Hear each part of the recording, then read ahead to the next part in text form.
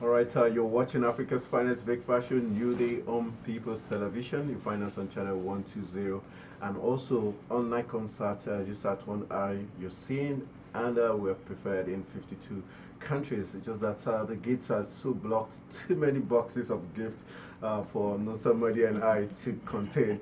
But we'll do the rest, open some warehouse to ship in the boxes. Already we've got a life coach in the studio who came in boxing. I had to save Thelma. She'd have lost an eye. All right, we've got the charismatic Ikenna Anyadike, who is a life coach, and also when he came back from the US recently, he touched down on Africa's finest breakfast show and gave us a feel of it. And he came boxing this morning. I thought you were supposed to take us through what the Boxing Day meant, and we had to take some punches. I have to set the mood, Yeah. Set the mood. Nice movement. Sting like a butterfly. Oh, yeah. Oh, boy. You know what it is. All right, you said today was Mike Tyson Day. Oh, yeah. Mike Tyson, remember he beat someone's ear. Is it part of the gift? Yeah, he actually gave a gift to Holyfield by chopping off a piece of his ear. I guess the point, the boxes were just too heavy for him to take. Them too heavy. Indeed. All right, so take us through what is the essence of Boxing Day? Why 26th? Why not 25th? Was it that it took the three wise men so long a time they couldn't make it on the day Christ was born, so they had to shift it to 26th? Oh, yeah. Okay, so essentially, Boxing Day was put together when Christmas was conceived and handed down to the world. Christmas typically celebrated in 12 days. I don't know if you know that song, on the 12th day of Christmas, blah, blah, blah, blah, my true love gave to me, blah, blah, blah. So essentially, Christmas is supposed to run, the Christmas tide is supposed to run from the 25th all the way to the 5th of January, historically speaking. Now, the 25th is the day that begins Christmas tide. On that day, Santa is supposed to come drop them boxes through the chimney, put all of the boxes down. But nobody opens the gifts on the 25th. Because essentially you're expected to have lunch, have dinner, whatever with your family. Gather around the family table and share family time, quality family time.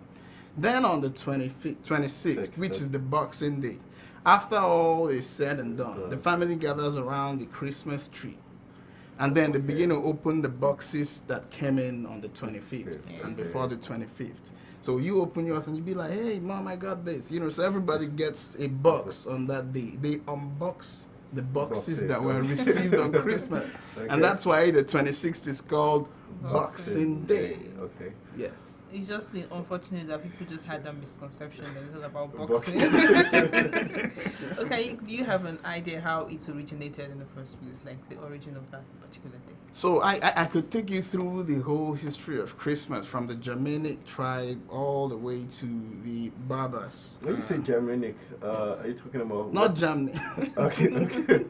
Okay, what does that mean? So that we don't get confused.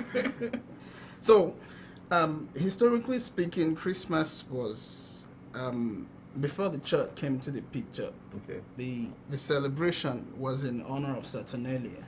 Okay. Yes. So the 12 days that usually begins on the 25th, which is towards the end of the year and culminates and ends on the 5th of January, is a 12-day, is 12 days of showing, of letting your guard down, essentially. I mean, I'm talking from a historical point of view. So within the 12 days, you're supposed to show love, whatever love means, or whatever love meant to them at that particular point in time. So there were certain things that were done. The whole kissing under the mistletoe thing, everything happened within the 12 days. It was a period for you to show love, extreme love. But then when Christianity came into the picture, there was need to incorporate things that were already existing into the body politic of Christianity. So what happened was that period of the year became Christianized. Okay. Yes, and then Christ was put into the picture. And that's why within this period you have a lot of so you see the nativity. We talk about Christ being born, within Christmas. But I mean, you and I know he wasn't born on Christmas. I mean, I've done some study on that. But I mean, we're not gonna rock the boat. It doesn't help anybody to rock the boat. Okay. But historically, I just felt I had to put that background to it. So 12 days, there were certain things. So within 12 days, you're supposed to show extreme love. You're supposed to show somebody how much they meant to you. Open the boxes, go all the way, feed the poor. I don't know if you've read the book, The Christmas Carol, about Ebenezer Scrooge, where the guy was stingy. He was old England. He was really stingy, and then he had the ghost of Christmas past come visiting him. Okay. So all of that. If Was he that stingy? Yes, he was really stingy. So because during the Christmas period is a period for you to share love. You have to give gifts. You gotta feed people. But Ebenezer Scrooge from the Christmas Carol, that book, was absolutely stingy. He was a lot more stingy than Shylock. In the Merchant of Venice, so he had visitations from the ghost of Christmases past. Essentially, they were the love that he refused to show. Yeah. So the ghosts of the people that he refused to show love, people he was supposed to, put sweaters on, people he was supposed to make warm, and because of the fact they lost their lives in the cold. So those ghosts came back haunting him. It all happened within Christmas, within the 12 days of Christmas. So at the end of his experience, he then called it this huge party, for the poor and everybody. So he had his present Christmas, because of the hauntings of the ghost of the past, became better than, and then he made a choice to do better, going forward. But historically, I've been saying all of these things to put a historical background to it. And then now that we are, it's now a Christian celebration. Okay. So the beautiful thing is that essence of love, the essence of giving gifts, has been retained over the years. So I've been going around and I've seen a lot of people, do stuff for the poor, the less privileged, cook food, give people. So it's a period that benefits everybody. Whether you believe it or not, whether you celebrate it or not, it's a period that has a positive effect on the society generally. All right, let's look at the main issue now, which has to do with gift. For you, what is a gift? Is it the quality of the gift? Is it the spirit? Or is it when you give the gift, or who you're giving the gift to? Is it what you're expecting after giving the gift? Which is more important? Do you give gift to people you love, or a woman you already admire and you're trying to woo her? How would you class them? So I believe that giving is an essence. It's one of the cardinal essences of life. Okay. And especially when you're trying to profess love, you can't love without giving.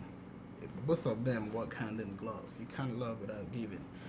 So for me, and there are two in the gift spectrum, there are 2 points. There's the giver and there's the receiver. Right. You can be on either end, but time. So for me, if I'm the giver, what I look out for is the quality and the heart, and also the quantity. When you say quality, are you looking at the quality of the person you're going to give it to, or the quality of the gift? The quality of the gift. What if at the point where the quality, you cannot afford quality, but you actually afford something decent? How do you balance this? You know, quality is in Grades, stages, yeah. in grades rather. Okay. So I may not be able to afford that $100,000 wristwatch for you, for instance. Okay. I should be able to look for a $7,000 equally good wristwatch. Rolexes are $100,000. Okay. But Tag Heuers can go for $7,000. Okay. You can go to Jabin Mall. You find all that out there. But it's the you're wearing. I gave you an expensive gift, regardless of whether it's a Rolex or a Tag Heuer. She shouldn't be like that all the time. Most times it should be about the spirit, the idea behind the giving, not necessarily what exactly it is. Yes, the what. Would it be a sin for the person receiving to say, "Stop it"?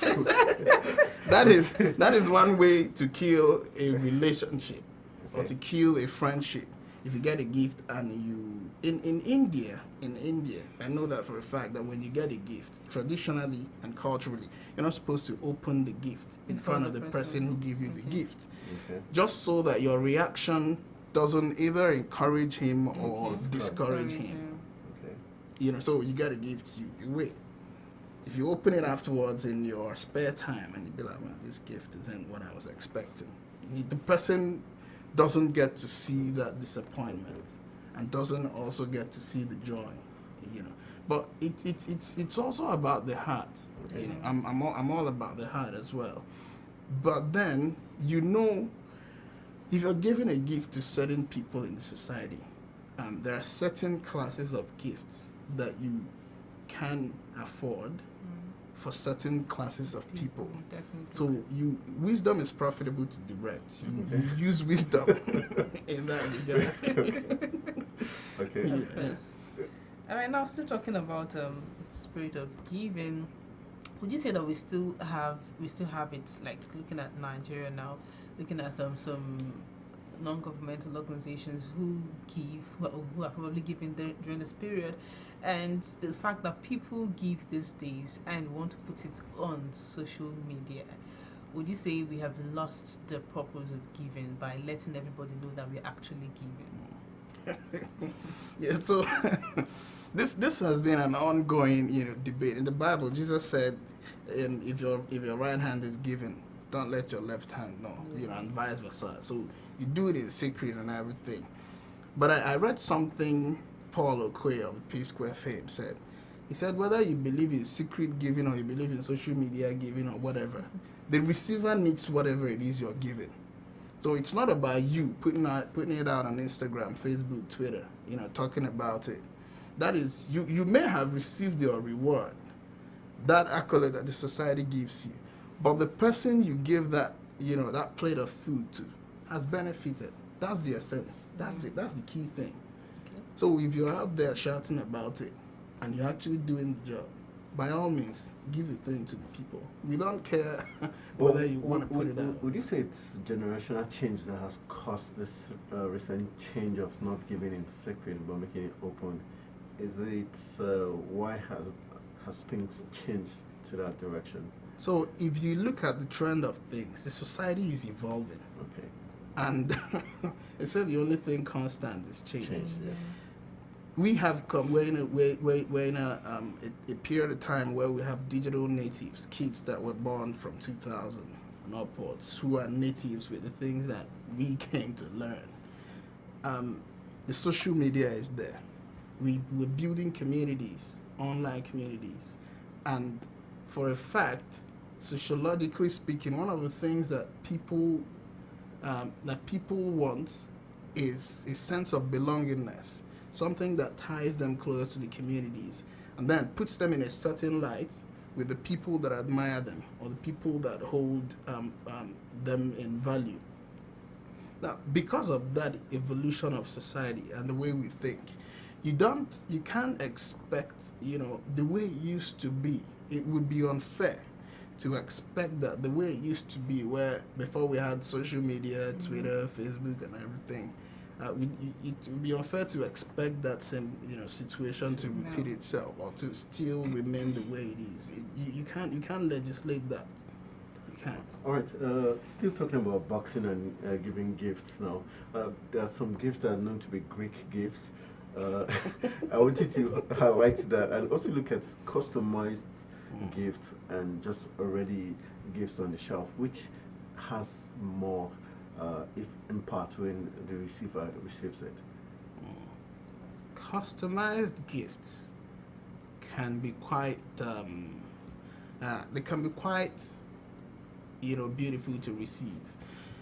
Excuse me. Especially from a significant other. All right? But if you get an iPad, if I get an iPad for Thelma, for instance, I don't have to engrave her name. An iPad is an iPad. It's a quality gift. She will appreciate it. Okay. If I did the same for you, you would appreciate it. It's off the shelf, but it's a top quality gift. Okay. But if I get a card, for instance, and I cover your name on it, and I give it to you, because of the grade of that gift, you will appreciate that. So it still comes back to what I explained earlier, or what I mentioned earlier about the grade of gifts. That's what usually determines how people take gifts. Usually, because in their mind, you know what holds quality to you. You know exactly what it is. So if you receive something that is in line with that, it will elicit certain feelings from you. So that's what we have to target. Okay. What about Greek gift? Great gifts, like Trojan horses, right? Do we still see it happening? Do we Oh, still yeah, see yeah. some kind of sarcastic gifts that are meant to prick the receiver? Yes, they still exist, but not during serious times like Christmas. yes, I mean, okay. you don't pull that kind of stuff. Stop. It won't come off as a joke. Yeah. This period. Okay. You can do it on April Fool's Day, and then we'll understand it's a joke. But hey, don't give me a great gift. If you're gonna give a gift, give a gift. Yeah. If you're not gonna give a gift, please don't give a gift. Don't give me a box all wrapped in a nice package. Then when I open it up, what I see there is Toothbrush. emptiness. Okay, You know. now looking at this season, what lessons are there to take home for families? Families. Yeah. So the mere fact that families are coming together, having dinner on Christmas and celebrating together as families, that's a key takeaway. Yeah. Okay. Because it's the end of the year, chances are that the people you haven't seen all through the year, you will see them during Christmas, Yeah. especially when you go home. So that community feeling, that togetherness, and mind you, it's there on Maslow's hierarchy of needs. That sense of community, that sense of togetherness, sense of belonging.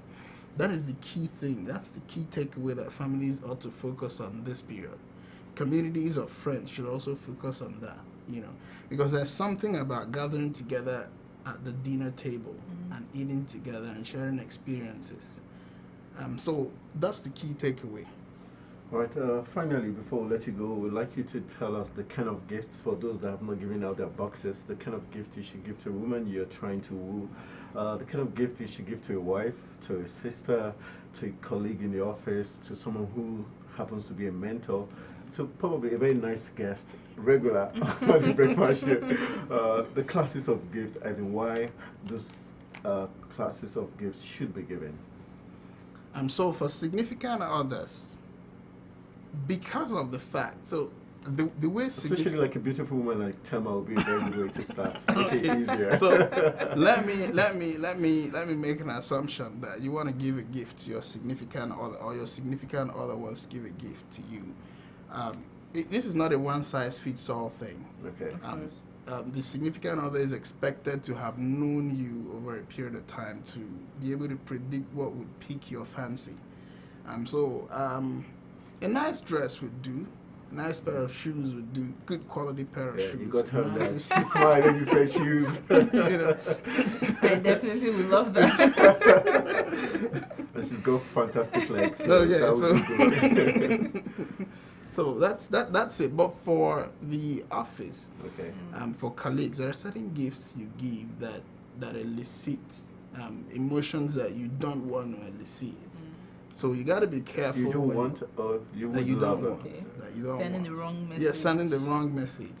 There's Oh, certain okay. things. I mean, getting a negligee for a colleague That's sends the wrong. wrong message. Of course. Absolutely. You can do that for a significant other, but for a colleague, that's absolutely. Does it if their relationship doesn't go that direction? We're talking about I think I'm Professional. done with the significant othership, see, okay. aspect, but Okay. professional, Professional work conduct, relationship. alright. Yeah, there are certain things. A nice tie would do for a gentleman like Yeah. you. Okay. Nice, accessories, ties, pockets, the whole get up. And the nice shoe would do, Yeah, okay. So all of those things, there's wisdom really that needs to be applied to it. I watched a movie once where a man gave a gift. It was actually Hotel Rwanda. Okay. So someone gave a gift of a box of, he called it Cohiban cigar.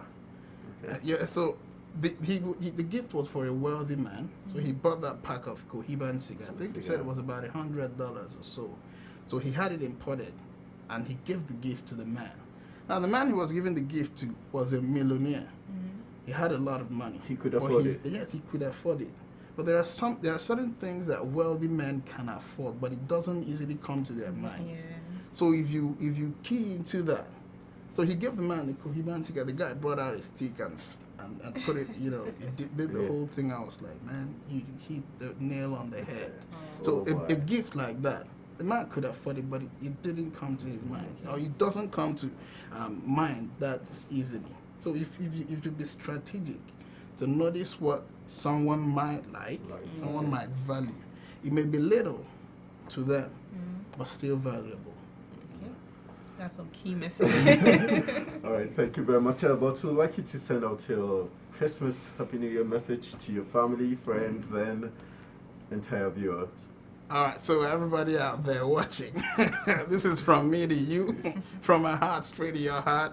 Merry Christmas, and a prosperous New Year 2018. Remember, 2018, you have to focus on your focus. That's what will make it count for you.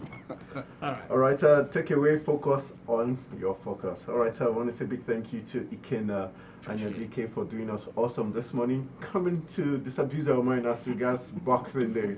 Now we know we don't have to chew punches, but just get your boxes ready and send out the right kind of gift.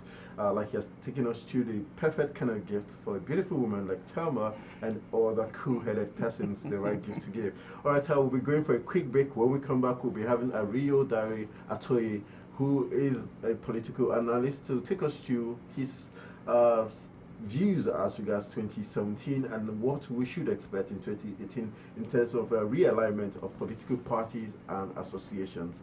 Don't go anywhere. It's Africa's finest breakfast show. We wish you a Merry Christmas. We wish you a Merry Christmas. We wish you a Merry Christmas and a Happy New Year.